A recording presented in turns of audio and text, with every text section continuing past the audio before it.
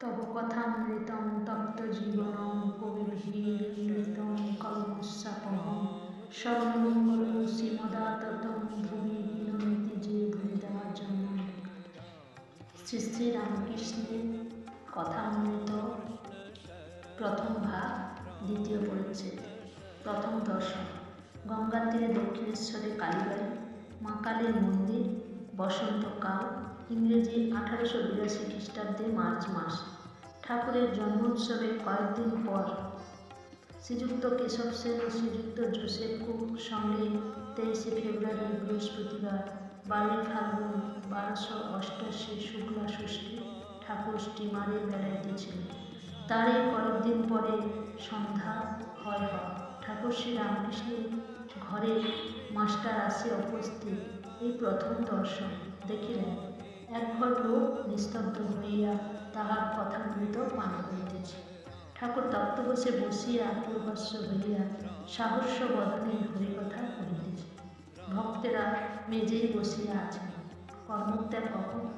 Master দাঁড়াইয়া অবাক হইয়া দেখিতেছেন। তাহার বোধ হইল যেন সাক্ষাৎ সুখদেব ভগবত কথা কহিতেছেন, আর সর্বতীর্থের সমাগম হইয়াছে। অথবা যেন শ্রী চৈতন্য পুরীক্ষেত্রে রামানন্দ স্বরূপাদি ভক্ত সঙ্গে বসিয়া আছেন ও ভগবানের নাম গুণকীর্তন করিতেছেন। ঠাকুর বলিতেছেন, যখন একবার হরি বা একবার রাম নাম করলে রোমাঞ্চ হয়, অশ্রুপাত হয়, তখন নিশ্চয়ই যেন যে সন্ধ্যাদি কর্ম আর করতে হবে না। তখন কর্মত্যাগের অধিকার হয়েছে, কর্ম আপনা আপনি ত্যাগ হয়ে যাচ্ছে। তখন কেবল রাম নাম কি, হরিনাম কি, শুদ্ধ ওঙ্কার জপলেই হলো। আবার বলিলেন, সন্ধ্যা গায়ত্রীতে লয় হয়, গায়ত্রী আবার ওঙ্কারের লয় হয়। মাস্টার সিধু সঙ্গে বরাহনগরের এই বাগান ও বাগানে বেড়াইতে বেড়াইতে এখানে আসিয়া পড়িয়াছে। আজ রবিবার, অবসর আছে, তাই বেড়াইতে আসিয়াছে। শ্রীযুক্ত প্রসন্ন বাবুর যে বাগানে কিয়ৎক্ষণ পূর্বে বেড়াইতেছিল, তখন সিধু বলিয়াছিলেন, গঙ্গার ধারে একটি চমৎকার বাগান আছে, সে বাগানটি কি দেখতে যাবেন? সেখানে একজন পরমহংস আছে। বাগানের সদর ফটক দিয়া ঢুকিয়া মাস্টার ও সিধু বারবার ঠাকুর শ্রীরামকৃষ্ণের ঘরে আসিলেন। মাস্টার অবাক হইয়া দেখিতে দেখিতে ভাবিতেছেন, আহা, কি সুন্দর স্থান, কি সুন্দর মানুষ, কি সুন্দর কথা, এখান থেকে নড়তে ইচ্ছা করছে না। কিয়ৎক্ষণ পরে মনে মনে বলিতে লাগিলেন, একবার দেখি কোথায় এসেছি, তারপর এখানে এসে বসব। সিধুর সঙ্গে ঘরের বাহিরে আসিতে না আসিতে আরতি মধুর শব্দ হইতে লাগিল। এককালে কাসর, ঘণ্টা, খোল, করতালি বাজিয়া উঠিল। বাগানের দক্ষিণ সীমান্ত হইতে নহবতে মধুর শব্দ আসিতে লাগিল। সেই শব্দ ভাগীরথী পক্ষে যেন ভ্রমণ করিতে করিতে অতি দূরে গিয়া কোথায় মিশিয়া যাইতে লাগিল। মন্দ মন্দ কুসুম গন্ধবাহী বসন্তানীর সবে জ্যোৎস্না উঠিতেছে। ঠাকুরের আরতি যেন চতুর্দিকে আয়োজন হইতেছে।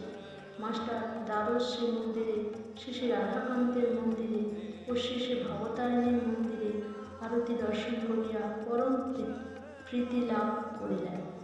সিধু বলিলেন, এটি রাসমণির দেবালয়, এখানে নিত্য সেবা, অনেক অতিথি কাঙাল আসে। কথা করিতে করিতে ভবতারিণী মন্দির হইতে বৃহৎ পাকা উঠানের মধ্যে দিয়া পদাচারণ করিতে করিতে দুইজনে আবার ঠাকুর শ্রীরামকৃষ্ণের ঘরে সম্মুখে আসিয়া পড়িলেন। এবার দেখিলেন ঘরের দ্বার দেওয়া, এইমাত্র ধুনা দেওয়া হইয়াছে। মাস্টার ইংরেজি পড়িতেছে। ঘরে হঠাৎ প্রবেশ করিতে পারিলেন না। দ্বার দেশে বিন্দে ঝি দাঁড়াইয়াছিল। জিজ্ঞাসা করিলেন, হ্যাঁ গা, সাধুটি কি এখন এর ভিতর আছেন?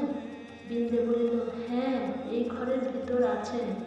মাস্টার, উনি এখানে কতদিন আছেন? বিন্দে, তা অনেক দিন আছেন। মাস্টার, আচ্ছা, উনি কি খুব বইটই পড়েন? বিন্দে, আর বাবা বইটই, ও সব ওর মুখে। মাস্টার, সবে পড়াশোনা করে এসেছেন, ঠাকুর শ্রী রামকৃষ্ণ বই পড়েন না? শুনে আরও অবাক হলেন। মাস্টার, আচ্ছা, ইনি বুঝি এখন সন্ধ্যা করেন? আমার কি এ ঘরের ভিতর যেতে পারি? আমরা কি এ ঘরের ভেতর যেতে পারি? তুমি একবার খবর দিবে? বিন্দে, তোমরা যাও না বাবা, গিয়ে ঘরে বসো। তখন তাহারা ঘরে প্রবেশ করিয়া দেখেন ঘরে আর অন্য কেহ নেই। ঠাকুর শ্রী রামকৃষ্ণ ঘরে একাকী তক্তপোষের ওপর বসিয়া আছেন। ঘরের ধুনা দেওয়া হইয়াছে ও সমস্ত দরজা বন্ধ।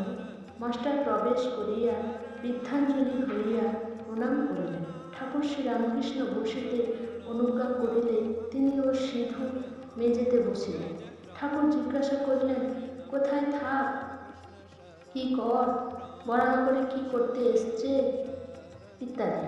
মাস্টার সমস্ত পরিচয় দিলেন, কিন্তু দেখিতে লাগিলেন যে ঠাকুর মাঝে মাঝে যেন অন্যমনস্ক হইতেছে। পরে শুনিলেন এরই নাম ভাব। যেমন কেহ ছিপ হাতে করিয়া মাছ ধরিতে বসিয়াছে, মাছ আসিয়া টোপ খাইতে থাকিলে ফাতনা যখন নড়ে, সে ব্যক্তি যেমন সশব্যস্ত হইয়া ছিপ হাতে করিয়া ফাতনার দিকে এক দৃষ্টে এক মনে চাইয়া থাকে, কাহারও সহিত কথা কয় না, ঠিক সেইরূপ ভাব। পরে শুনিলেন ও দেখিলেন ঠাকুরের সন্ধ্যার পর এরূপ ভাবান্তর হয়। কখনো কখনো তিনি একেবারে বাহ্যশূন্য হয়। মাস্টার, আপনি এখন সন্ধ্যা করবেন? তবে এখন আমরা আসি। শ্রীরামকৃষ্ণ, ভাবস না, সন্ধ্যা তা এখন এমন কিছু নয়। আর কিছু কথাবার্তার পর মাস্টার প্রণাম করিয়া বিদায় গ্রহণ করিলেন। ঠাকুর বলিলেন, আবার এসো। মাস্টার ফিরিবার সময় ভাবিতে লাগিলেন, এ সৌম্য কে, যাহার কাছে ফিরিয়া যাইতে ইচ্ছা করিতেছে? বই না পড়িলে কি মানুষ মোহত হয়? কি আশ্চর্য, আবার আসিতে ইচ্ছা হইতেছে। উনি বলিয়াছেন, আবার এসো, কাল কি পরশু সকালে আসিবে।